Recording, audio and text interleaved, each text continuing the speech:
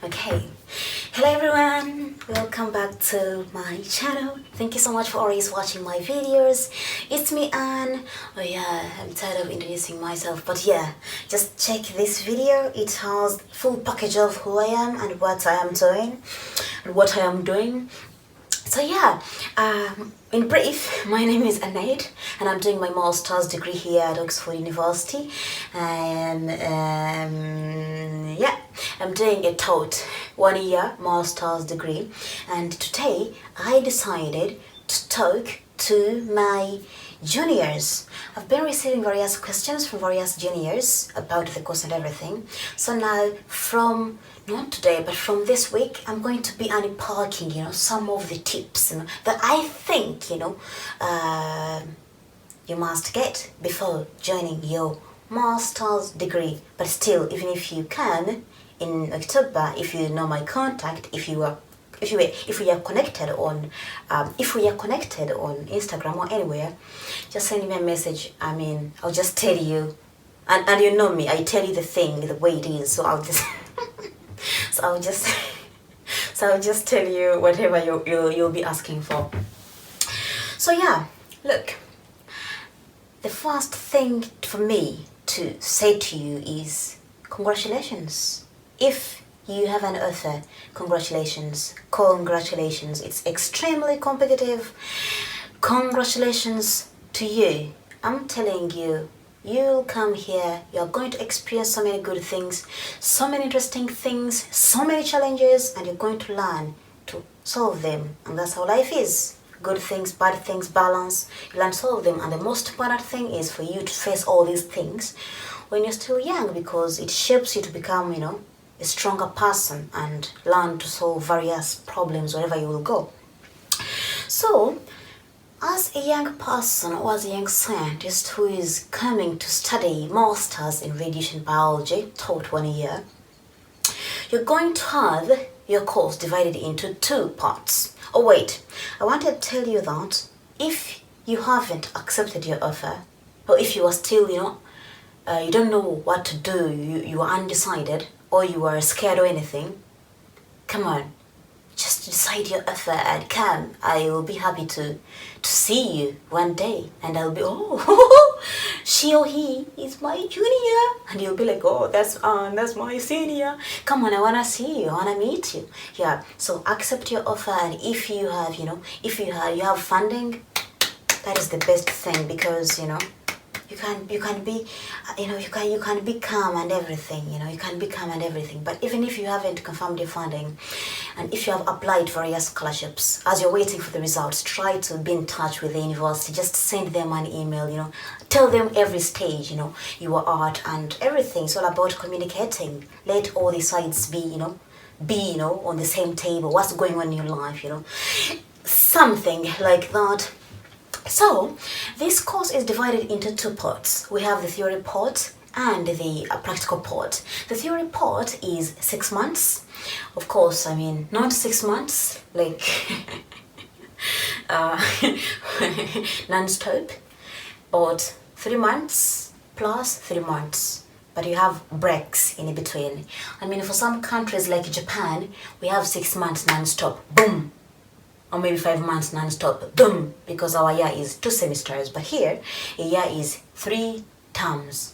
I don't call them semesters, but I think there are some things.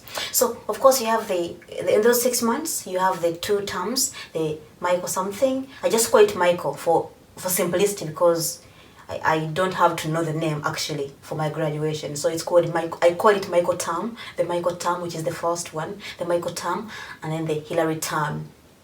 And that's where you're going to learn, you're going to be learning mostly, about cancer, about cells, about cancer treatment with mainly radiotherapy, and then they're going to be talking about, chemotherapy and immunotherapy. You are going to be, your course is going to be about radiation biology. So you might expect, I think I'm only going to be studying about radiation. No, it wouldn't make sense if they only talk about radiation and they forget chemotherapy and immunotherapy, because it's a combination, It's a combination of all those drugs, that contribute to the management of cancer radiotherapy alone cannot manage most huge and stubborn cancers. So a combination is better. So you must have that knowledge. You need it. Yeah. The last part of this course will be practical. You'll have a dissertation. You'll get, of course, they'll send you the projects. You know, you will choose the professor. You choose your project of interest, and then you'll contact the professor, and then they'll, you will confirm the project, and then you work on your dissertation in the lab. I don't know how the situation will be when you come. You might go to the lab, or you might not, and in that case, you just have to write a review. Oh my god, I don't like a review. Oh my goodness, I don't like. Oh wait, my feeling about the review shouldn't affect you. Okay, you're a different person, I'm a different person, so you might prefer a review. I don't like a review. I prefer staying in the lab, and given that I want to be in the academia, so the lab is obviously more suitable for me because I need the skills, So yeah, of course, yeah, you'll have about 4 months to write the project, work on your dissertation project. You'll have someone supervise you. You'll have the lab experience. You learn so many things, good things, behaving, in front of people and everything. You just have you'll experience it, and you will learn. You'll learn so many things. I will tell you more about it when we reach there. And then after that, you'll have to write the I don't know how your dissertation will be, but in our case, we have to write a 10,000 words dissertation, and then we submit it to the university at the end of the project. So I don't know how your case will be, because we don't know what is going to happen with this crazy COVID, but I really hope you guys can have a better year. Yeah, you can have a better year, and you can have time, to do what you really want to do, because this is a challenging year. I think our year is the first year to experience COVID. I'm not lying to you. It's frustrating. And at some point, you feel like, what's going on? Why is it like this? Why is this like this? But still, you understand that there are actually people who are in worse situations, than yours. So you hang in there. Yeah. So, yeah, for the first part, the theory part, of course, you'll have the qualifying exam, which you'll do in December. I don't know how the situations will be. I don't know how the situation will be in December, whether you'll have to do the exam online or you'll have to go to the room. In our case, most of us were able to go to the room, so we took the exam physically in a room, all of us. But for you, I don't know how things will be. No one knows, I'm sure no one knows. So you might go to the room, or you might do the exam online. It will be about 50 questions. Ours was 50 questions. I'm not saying that yours is going to be 50 questions as well. Things change all the time. So yeah, I'm just giving you an example. It might be 50 questions, like in our case, and you'll have to pass that exam. There is always a retake, but you'll have to pass that exam for you to qualify for the course. So yeah, do your best. It's a simple exam, but if you're not so careful, you might fail it. So you really have to be careful when you're preparing. Try to understand things well, because the answers might be confusing. So you really have to understand things clearly. Take your time to understand them. Don't rush. Take your time. I'll give you more tips when that time comes. And then at the end of that, at the end of the first, those first 6 months, that is the end of the Hillary term, you'll have the final exam, the written exam. I don't know if you'll have to go to classes or you'll have to do it online. In our case, we wrote our exam. That was March. Our exam was on March 15th. Yeah. We wrote it, online. Of course, you'll have to, to prepare for that. You'll be fine, you'll be having various assignments just for you to practice. So if you are a sloth like me, because I'm really slow at typing, so you'll have time to practice, but still it's always good for you to start practicing, train your hands to be quick at typing, because you'll need this. I'm telling you, you will need this. Sometimes you can fail the exam not because you don't know what to write. You know what you want to write, you have a great idea, you want to include it, but because you are timed, you have a limited time, right? And you are slow at typing, right? So you can just cry so much, seeing yourself failing an exam, not because you don't know what to write, but because you're just slow at typing, right? So yeah, that's how life is. So it would be good for you to start practicing, typing to be quicker, trying writing various essays or trying answering various questions.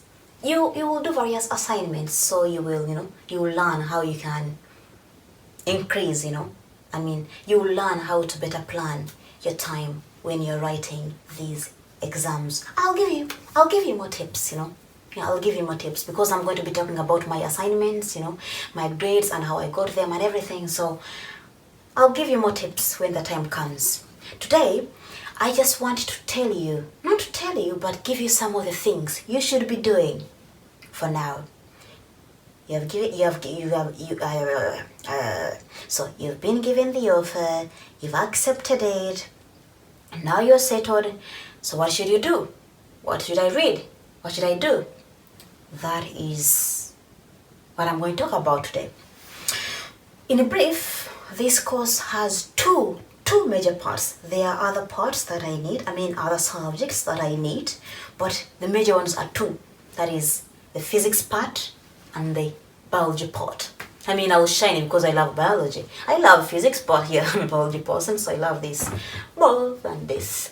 So yeah, you have the physics and the biology part.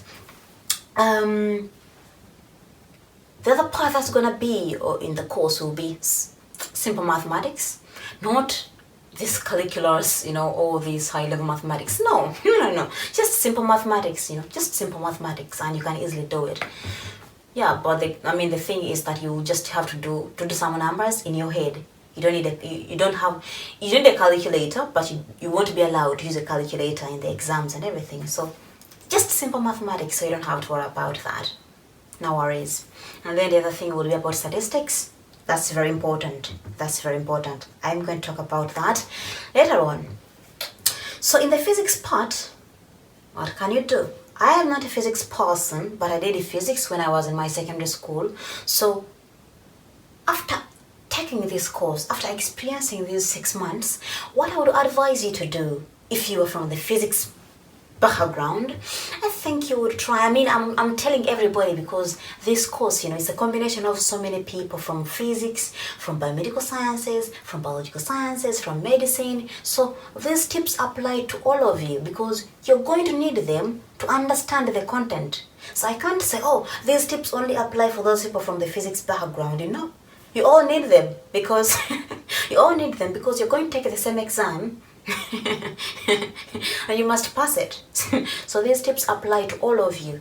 But for the final written exam at the end of the Hillary term, you have the chance to choose either you go with the physics part or the biology part. But for the qualifying exam, which is the first exam you must pass, you need both. So, and it doesn't hurt to have all these tips because it will be good for you to understand things easily. So from the physics part, what would you prepare? I think you don't have to stress yourself reading so many things. Why would you? This is a 1-year course. It's intense, and hear it from me. I'm telling you, I don't lie. I tell you the way things are. It's intense. So don't stress yourself before don't stress yourself before you start the course because you're going to be stressed. The course is going to be intense. So what will you do then? So this time, be slow, Enjoy your life because you don't even know what's going to happen to you tomorrow, right? So enjoy life, eat, go out, If you can, do some good things, but have some time to always, make sure that you challenge your brain, Make your brain active so that you don't become dormant over time and then you force your brain to become active abruptly. No. Try to train yourself to read. Not so much, but just take about 3 hours a day and read about something. 3 out of 24 hours, that's enough. If you are free, okay? But if you're not free, just take maybe 3 hours per week and read about something. So the major question is, what can you read about? From the physics background, I think you can just read about, electrons. What are electrons? What are protons? What are neutrons? What is an atom, atomic number, mass number, just have that, that basic chemistry or physics. I mean, these things are shared both in chemistry and physics, right? So just, have those basics, of the atoms, electrons, those things. And then what else can you read about? About physics. In the physics part, then you read about, the half-life. You read about, beta. You read about, types of decay. Beta decay, alpha decay, gamma, Read about half-life, Just read about those simple things, in physics, disintegration. And then you can read about X-rays. What are X-rays? What are gamma rays? What's the difference between gamma rays and X-rays? And what's the similarity between those two, Just read about those ones, Okay, X-rays, So how are X-rays formed? There are so many good videos on YouTube that talk about X-rays, What are X-rays? How are they formed? And where are they used? In cancer treatment, CT scans, You can, start about, PET imaging, but just a little bit of it, And then what else? And then you can read about excitation. What is excitation and what is ionization and what is the difference between those two. And then you can read about, radiation. What is radiation to you? Understand it, because your course is radiation biology, right? So you should understand the title, right, of your course, right? So what is radiation really? What is radiation? So, and is every radiation ionizing? No. So what is ionizing radiation and what is non-ionizing radiation? What is the electromagnetic spectrum? Yeah, read that thing. It will help you. Yeah, read that electromagnetic spectrum, Understand where those X-rays fall, in what range, in what range of the wavelength, in which wavelength do they belong to, gamma rays, microwaves, and, everything, Just read that electromagnetic spectrum. It will help you a lot. It will help you a lot, to know more about these, basic things in the beginning. And then you can ask yourself, how does radiation really damage DNA? How does radiation damage the DNA? Just briefly, don't go into details. If it becomes way too much, you can sense, your brain can sense, I think this is becoming too much. Stop there. Don't force yourself, because once you come here, I'm telling you, once you come here, things will become extremely clear. But having this, this knowledge, all these basics, all these fundamentals about the course will help you a lot to quickly digest this information, because I am repeating this course is actually intense. So you have to be quick at digesting things, otherwise you'll be backward, right? And you have to go through your notes to be able to pass the qualifying exam. So you must be quick at digesting things, right? So having these basics will help you. And then you can read about detecting radiation and measuring radiation. Like, for example, if there is radiation, of course you can't see radiation with your eyes, but if there's radiation, in the room, how can you detect it? Are there any instruments you can use to detect it? And how can you measure it, right? And then you can read about various sources of radiation. Where does radiation come from? Maybe from the sun. And you can read about radioactive atoms, radonic gas, yeah, you have to know that. So just those things, yeah. Just read about those things. And then from the biology part, from the